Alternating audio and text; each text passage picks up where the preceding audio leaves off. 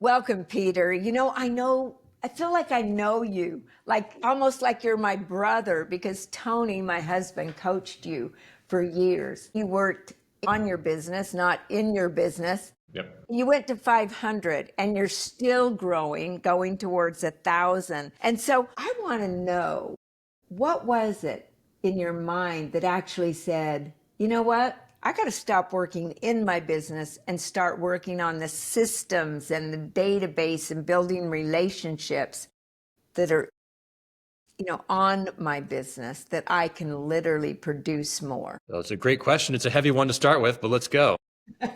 I'm stubborn. And so it took me longer to figure out I didn't like banging my head up against the wall. As entrepreneurs, we always expect more growth and more out of whatever the next year has to offer. And for 3 years straight, we were flat and actually underperformed the market. And it was only because of that constant frustration that I was willing to finally be open to something new. And the something new was recognizing that, yeah, I might be a talented guy, but ultimately there's only one of me. And as long as my talents are being applied to different components of the business, my talents aren't focused on one thing. And so it wasn't necessarily systems or processes as much as it was slowing down enough to learn how to identify talent, how to lead talent, how to train talent. And ultimately the hardest part for me was learning how to trust and empower talent. And it wasn't until I actually started to trust and empower talent that we started going towards, well, last year, basically 500 transactions, and we're on pace probably for 700 to 800 this year. But it was releasing and trusting that was the one lever point that made all the difference. So, what was it in your mind? You had to say something to yourself because that trust you don't go, hey, I'm going to trust somebody. Bam, I trust them. Yeah. Process. Well, there's a very special person in my world. His name is James Harris, and he now runs the company. And he was behaviorally so similar to me. I think I hired 4 or 5 people to replace my production prior to James, and none of them worked out. 1, because I was still learning how to hire people, and 2, because I wasn't the guy I needed to be to lead the right person anyway. And so James comes into my life, and we start working together, and he was so similar and was as tenacious, and he's very talented. And I think it was finally having somebody that could meet me where I was and appreciate and understood where I was, that I was finally able to say, okay, I release, in conjunction with another opportunity being presented to me, launching a Keller Williams franchise. And so I had to finally release and entrust him. So it was finding somebody that was similar enough to me that I could let go, and being given this opportunity and said, look, if you don't take this now, we're taking it away from you. And so that was the final push to release to James. And so when I released the real estate sales part, the production part, to James, and was able to zoom out a little bit, that's when I realized how any future growth is not going to come from me. It's going to come from identifying, enabling, and empowering other talented people around me. So in your mind, you literally finally attracted someone who is like you, and you were able to trust them. And how long did it take you, though, before you actually gave the reins over to James? For production, about 9 months, I was fully out of production because he was so talented. His first year, he sold 70 listings, and the following 3 years, he sold well over 100 each year. So he was very, very talented, very, very talented, and driven and motivated and disciplined and all those things. So he had been with you, you had watched him for years, and then it still took 90 days. Here's what I want people to really hear, Peter, is it's not 60 days, 90 days, 120 days, boom, they got it, they can take over. It takes years. I know John Maxwell's been grooming Mark for 16 years, and for the last, I think, 8 years, really delving into him so he'll be able to take over. It's not something that you can just pass on and expect people to do.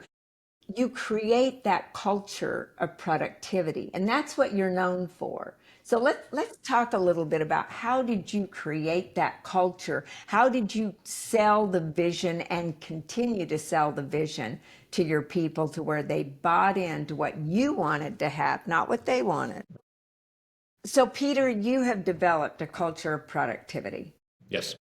You set the vision, the mission, the value, the beliefs, the perspective that you wanted for your company. People bought into it. Yet vision leaks. You've got to continually talk about the vision to produce the culture. So talk to us about how did you do that? So can I go backwards a little bit? Let me Yes. zoom out just a little bit, Diana. When we first started, when we were kind of like always at around 200 transactions a year, there were a couple things that were in the way of our growth, and one of them was the way I thought. And at that point in time, the business was the Peter show. And it was about Peter doing the sales, and it was about Peter making the money, and it was about Peter being the guy. And that's great until it's not. And you can't scale beyond yourself, and there's no space for other people to grow if it's constantly about you. So this took me a long time to figure out. I know most people just know this intuitively, but it took me longer to figure this out.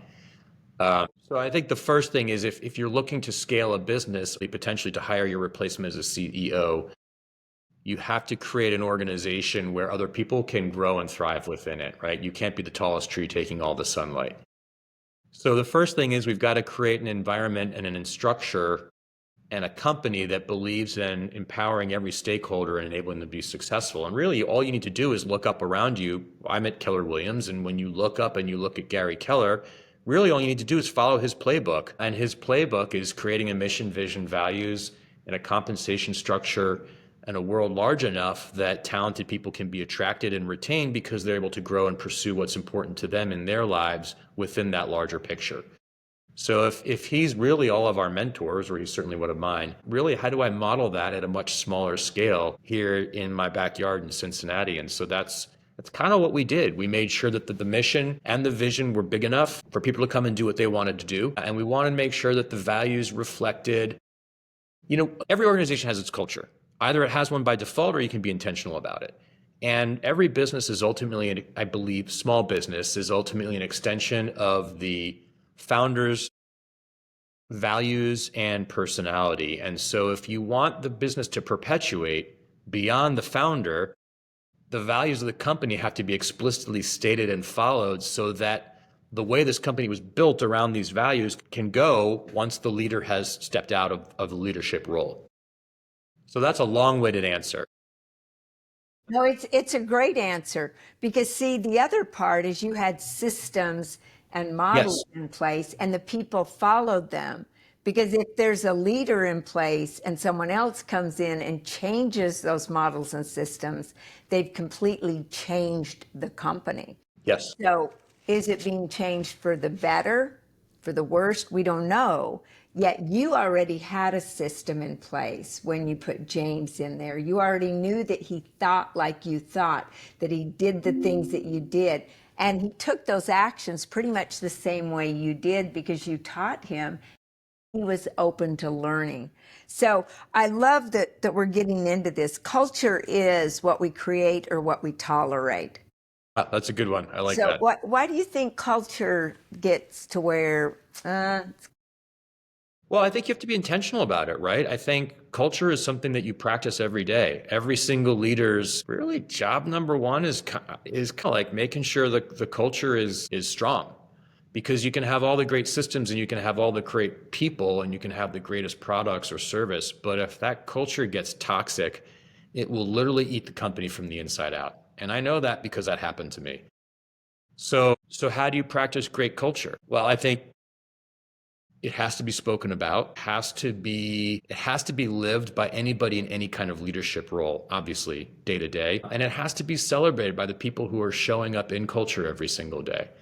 And so you said culture of productivity. What is our culture of productivity? Our culture of productivity is really a representation of our three companies' values, which are integrity, drive, and teamwork. And those three values inform a culture of productivity. So if you blend in some production standards with a belief system around drive and teamwork and integrity, that will necessarily perpetuate and foster an environment where people show up to produce and have fun and support each other. And that's really what our culture of productivity is about. I've watched you and you have high standards. Yes. That's one of the things I highly respect. I have high standards myself. Yes, you do. Yet you also have high relationships. And high standards and high relationships to me is a great leader. It's people that have high standards and low relationships become the dictator, right? And that's definitely not you. In fact, I asked some of the people what were the 5 words that they would use to describe you.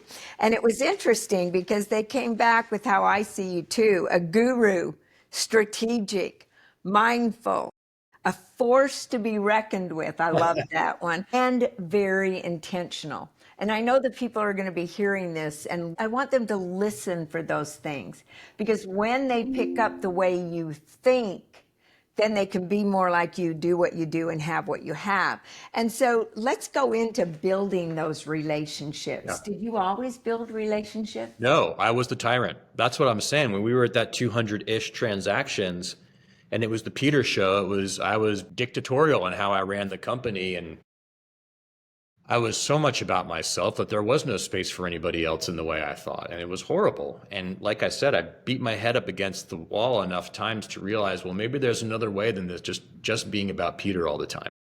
It's funny, Dianna, when I launched a Keller Williams franchise in the brokerage world, not the real estate sales team world, in the brokerage world, it is a recruiting game, period, first, and everything else comes second. In the sales team world, it's production first, at least in the traditional real estate sales team. And so when I was put in that role where I had to learn how to recruit and was horrible at it for a while, that's really where it really dawned on me that relationships must come first.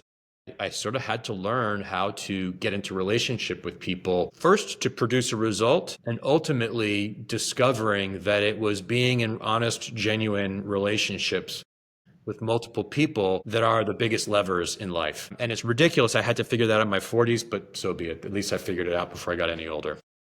You know, I'm going to add to that list right now, and I know all of our listeners are going to add to it as well. You're authentic and you're transparent. A lot of people want to hide the mistakes that they've made. They don't want to talk about the warts, so to speak. They always want to look good and be right. What happened in your life that you're able to talk about some of the mistakes that you've made to help others? Well, how honest do you want me to be? I'll say this, and I'm not looking for sympathy, but you asked, and so if you want the deepest sort of kernel of truth, it is that I was raised by 2 unhealthy people, and I had to confront feelings and programming that were unhealthy as a consequence of that. And the only way you're going to do that is if you're honest with yourself. And when you are honest with yourself and you interrogate your programming and your past, it kind of liberates you, because you realize that in every tragedy is a strong word, in any event that creates adversity in your life, if you're paying attention, you're going to realize where you grew from that adversity, and that growth informs success. And so why would I ever hide any of my imperfections or my failures? Because those are the things, when I learned to work through them and beyond them, put me where I am right now. Yeah, what I hear you saying is the personal growth is the growth that really does matter. Your business will never grow more than you do personally. That's a fact. Yeah. And so you may as well do the work. Yeah, that's why I wrote that bold law. Your business grows to the extent that you do. A lot of people never got that. It was like, oh no, I need to know that script. And they go to all these classes for knowledge and information when, hey, look in the mirror. That's the one you got to work on. And you worked on yourself. We've I all sure been did. programmed. With your husband's help as well. He was instrumental in getting me to grow up. I'll always be grateful and indebted to him for that. Well, and he just speaks so highly of you because you listened. Oh, I And the did. thing that I do love about you, I'm talking about all these things I love about you, Well, yet you got to a point that it wasn't about success anymore. It was about significance. It was about adding value and giving back. And so you started the Lockbox YouTube channel. Now, I love the Lockbox. I get your emails. I well, like thank you. watching you from time to time. Thank you. And I don't do it every week, I'll be Oh, honest. of course not. Yet at the same time, you give back all those little nuggets of wisdom, and you also share what you didn't do correctly so people can learn from your mistakes as well as That's your right. successes. That's right. So what caused you to start that Lockbox channel? How did you go from success to significance? Yeah. The short version is, Dianna, that it doesn't have to be as hard as it was for me, for everybody else. And I was so focused on myself for so long. I mean, I had so much ground I had to cover because I had kind of not a great start in the game of life, that it was time for me to give back. And I was probably past due, overdue on giving back, paying it forward, whatever you want to call it. And so I was trying to figure out, well, how do I give back at scale? What do I have to give? And with all the challenges I had around sales, I'm not behaviorally a natural match for sales. And so I'm sure there are other people out there who may not feel like they're natural matches for sales. And so if I'm able to help them understand how to be more effective as a salesperson, I can do that one to many, then that's a win, right? Because if I could have gotten to where I am in 10 years instead of 20, that would have been awesome. And so, and you know, like people like your husband, Tony, and Gary Keller, and just all these people along the way that have helped move me forward. Like, I'm way overdue to pay that forward. And so now I'm repeating myself. Lockbox is a way to give back at scale. That's the short answer.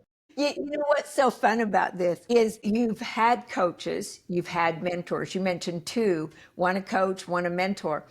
And I think we need those in our life. 100%. And you also started coaching other people. Yes. What's that been like for you? That's been super fun. You know, in our industry, a lot of people are inspired by this idea of a real estate agent building a business and leveraging out more and more of their daily responsibilities to other individuals, so that ultimately that individual real estate agent now owns a business and no longer needs to sell, and even could potentially hire their replacement as CEO. It's talked about a lot, it's pursued a lot, but there are not a lot of people that have actually done it. That's And right. so I think a lot of rainmakers, aspiring top producers that aspire to build this machine get caught in what our industry we call the messy middle. And it's a really challenging place where you've started to delegate some of the work, but you're still actively working in the business.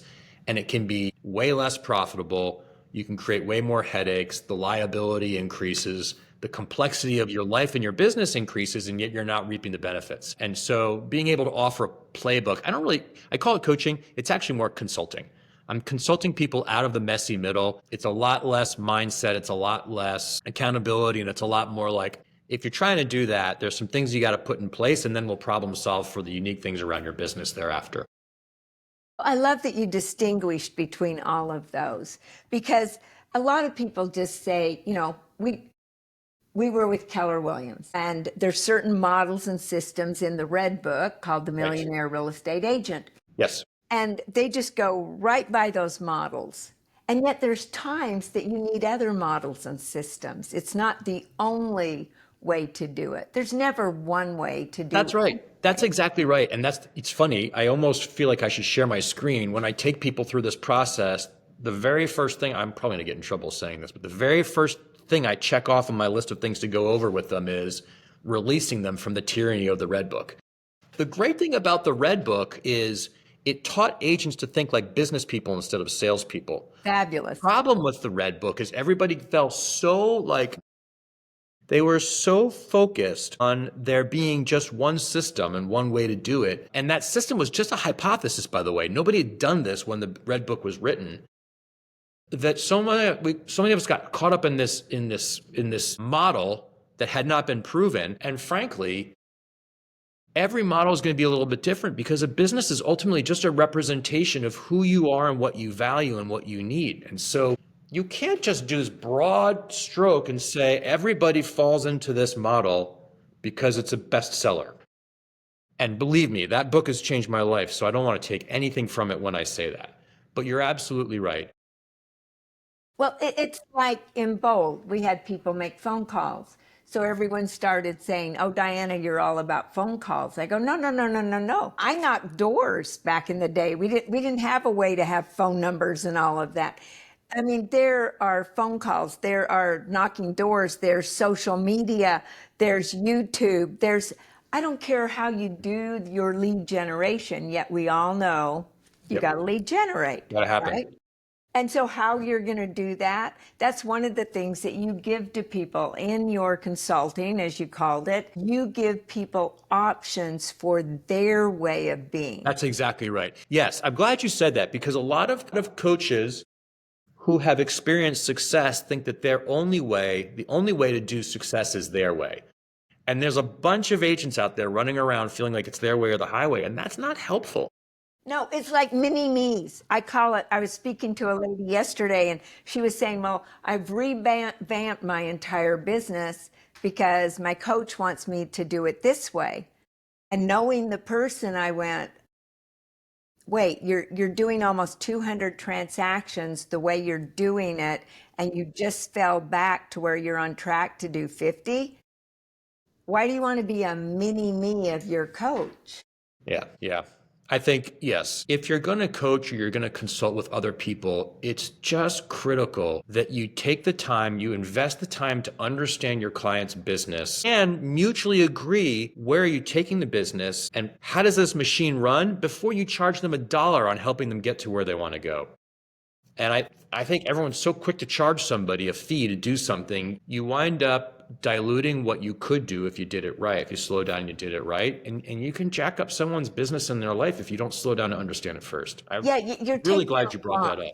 You're taking a lot on. You become the partner in their business, right? That's what I loved about Tony when he coached. He knew your numbers as well as you knew your numbers. 100%. And 100%. by the way, both you and Tony do not have the behavioral style to sell, yet you sell a lot because you use your style. Yes.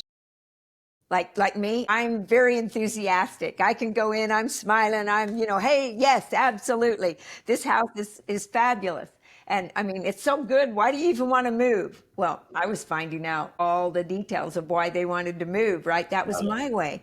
Yeah. Tony went in and said, hey, some people are excited and they have a lot of enthusiasm.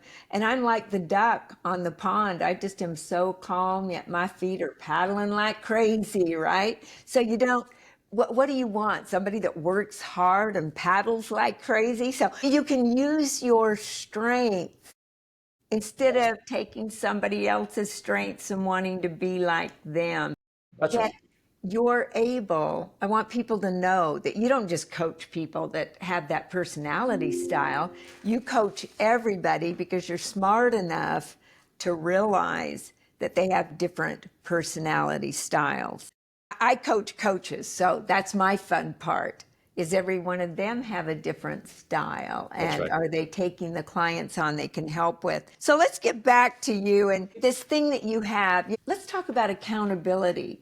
Because your style, it sounds like, is more about internalizing their values, internalizing what's important to them, growing their business based on their values. And it's not this, hey, you didn't make this many calls. Hey, you didn't do that. Talk to me about what you think about accountability.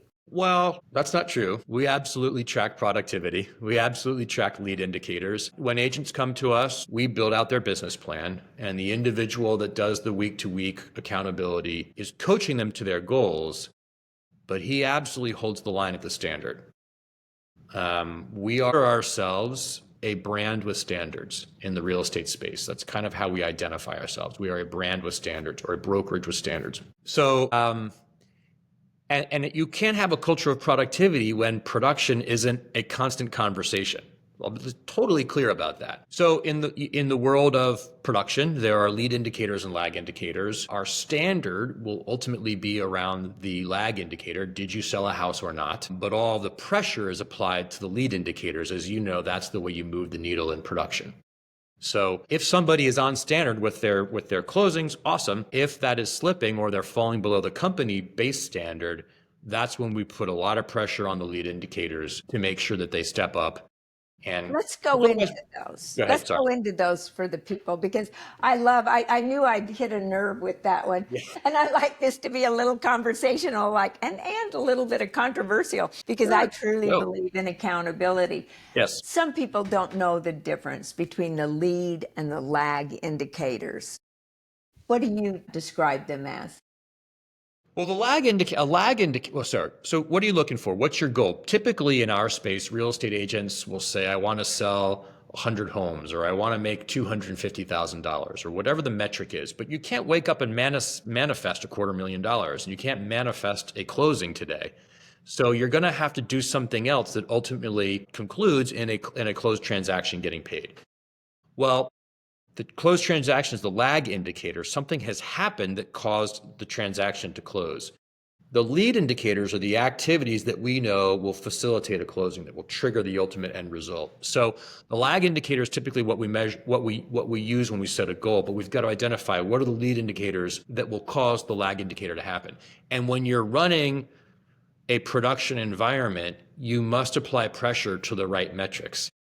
And the correct metrics in real estate sales is going to be the lead indicator, specifically appointments booked and agreements signed.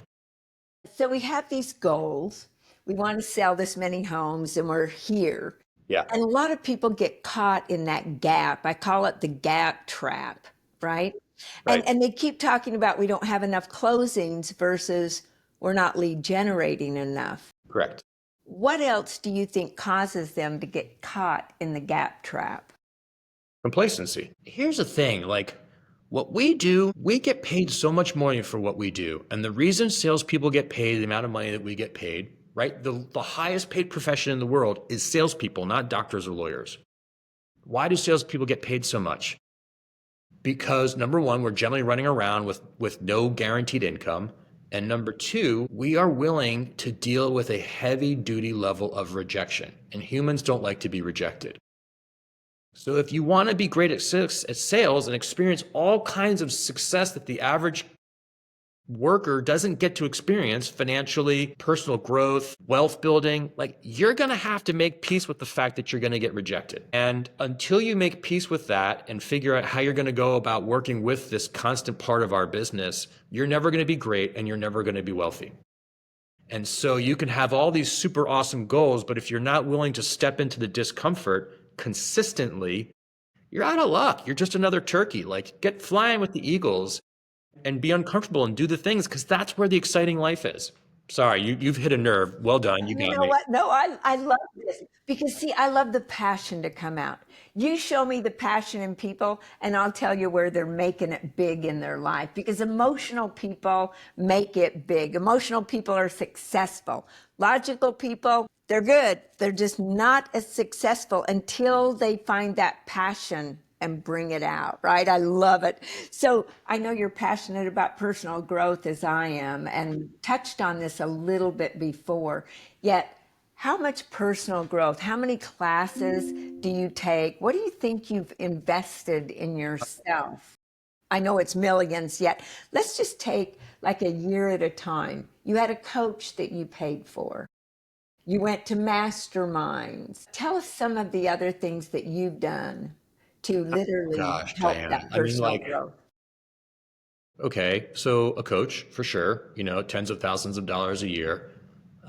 Certainly we're going to the conventions at Keller Williams, so that's, probably be between the two, it's $8,000 to $10,000, especially if you're bringing your leadership team with you. I think going to the private masterminds with Gary obviously is more money invested. I've been to wealth building seminars and programs. I've gone to leadership programs. I've gone to a bunch of your coaching programs, learning how to coach, learning how to be a better leader. I've gone to recruiting programs. I've gone to umpteen billion classes around real estate sales, around recruiting people, around training people, around leading people. Of course, Quantum Leap, which is a KW class around how to live an intentional and abundant life. I've taken that. I now teach these classes to make sure I'm really mastering them. Where else? I probably read, I don't know, maybe 18 books a year, and probably 16 of them are self-improvement and 2 are fiction for vacations. So it's constant. And it's only because when you're a student of life, you continue your growth path. And the thing is, like, when you stop growing is when you start becoming complacent. And when you start becoming complacent and you stop changing, the world doesn't stop changing around you. And so the day that you stop growing and evolving, that's the mark, that's the time where your life starts to go downhill in conjunction with what's going around with you. And I think a lot of reason why I'll say this, I think why a lot of elderly people get scared is because they stop changing and the world is changing around them. And the last piece of reality that they hang on to becomes less and less relevant. Well, the same thing is true with business. The same thing is true with child rearing. The same thing is true with how you communicate with your spouse. The same thing is true with the friendships that you're in. Everything is constantly a state of change. So if you're not willing to level up and change along with things, that's really that's the trigger point. After that, you just start contracting and life starts being less fun. Yeah, you just shrivel up. You know, it's interesting because I'm doing a coach's blitz and everything in it except for 2 items are all brand new. I That's mean, cool. I've learned so much in the last 6 years. It's not informational, it's transformational. And that's what it takes because if you're not studying, and I've really gone into the neuroscience because it is the way we think that matters. And a lot of people talk about mindset, and quite frankly, they don't really know what they're talking about. They just have a word, right? And they put mindset and attitude together, which they're totally different. I mean, all these little things that when we learn about ourselves, and that's what I love about you and your personal growth. That's why I got you involved in saying, what have you done? So people could hear that it's not a one and done. It's not a I one see what thing. you're It's an saying. Right. over and over and over thing. No, and sometimes you hear things and it doesn't resonate, and then you hear the same thing a year or two later, and you're finally ready to hear it and understand it, and then it lands, and then you grow from it, right? You know, that reminds me of Albert Einstein. Now, he was one of my mentors, Peter, and let me tell you, I'm not that old. I never met him, yet through all of his books. There was a story, though, where he he had the same students for 2 years in his physics classes. And of course, I majored in physics and math, so that's one of the reasons I loved him. His assistant said, Dr. Einstein, you're giving the same test to the students that you gave last year. And he goes, yeah, I know. And she goes, no, it's exactly the same test you gave to the students last year. They've been with you an entire year. He said, I know. And they're a different student and they'll answer them different. And I thought that was so revealing to me because if you're the same person you were a year ago, I'll pray for you because you need help, right? I mean, it's about becoming more. You can't get to better until you get to different. And you, sir, have been willing to look at different right in the eye to say, I'm doing 200 over and over and over again, and I'll be danged if I'm going to stay there. That's You right. know, so what's the last little thing that you would like to talk to us about today? I know some of your listeners, Diana, are contemplating replacing themselves as CEO. And when I first went about replacing myself as CEO, I thought that there was maybe 2 roles I had to hire for. And there are actually 5. The first role is somebody to do the marketing stuff for the business. The second one is to do the operations side of the business. The third one is to run the sales of the business. The fourth one is to recruit new talent to the business. And then the fifth one is to actually be the CEO. And so I think a lot of times when agents in our industry are looking to get out of the messy middle and potentially out of the entire day-to-day operations of the company, they underestimate just how many different hats they're wearing and how much talent they need to cultivate to finish that exit. Those are pearls of wisdom, let me tell you.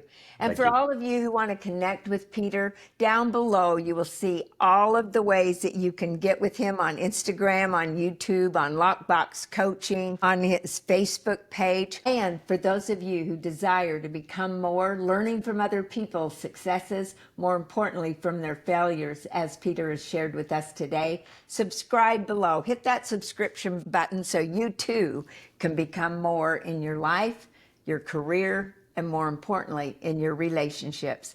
Peter, thank you so much for being with us today. We really Thank you. appreciate it. This has been a treat. Thank you very much, Diane. I'm honored to be here. I appreciate it. Thank you.